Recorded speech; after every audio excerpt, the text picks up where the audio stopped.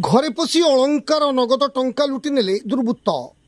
घरे केही नथिबार सुजोग नहीं अलंकार सहित नगद टंका लुटि नेइचंती दुर्बृत्त माने घर मुख्य फाटक दांड द्वार लुहा ग्रिल और घर भीतर कबाटर ताला भांगी भितर पशिबा सहित आलमारी खोली सेथिरु पाखापाखि 2 भरी ओजनर सुना अलंकार और नगद 30,000 रु ऊर्ध्व टंका लुटि नेइथिबा संपृक्त परिवार पक्षरु थाना रे अभियोग होईछि।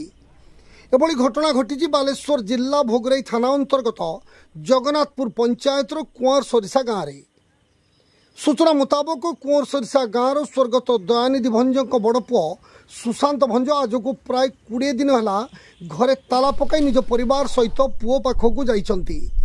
आज सकाळ प्राय 7टा समय गाँवर चंदनपड़ा नामक जड़े पिला सुशांत घर मुख्य फाटक खोला देखि सान भाई अक्षय भंज को खबर देते।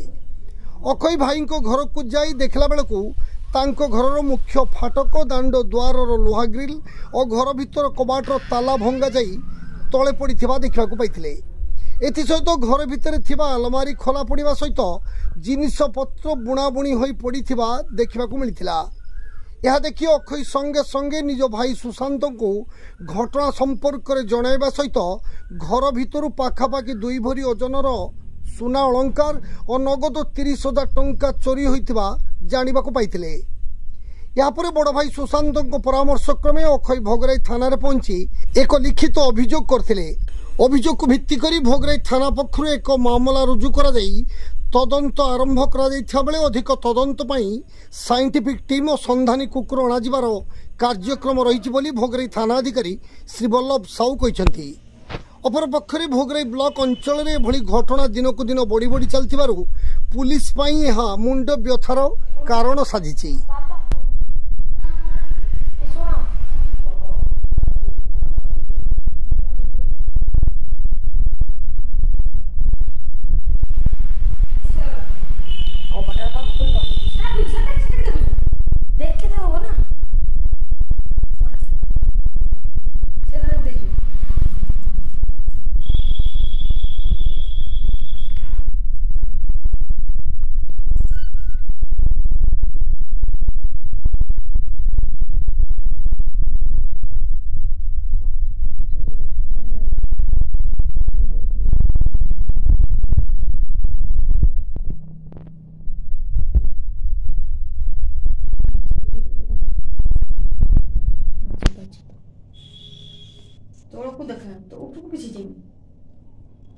बालेश्वर जिला भोगरेरू सरित सफर पंडा रिपोर्ट, जीटीवी ओडिया।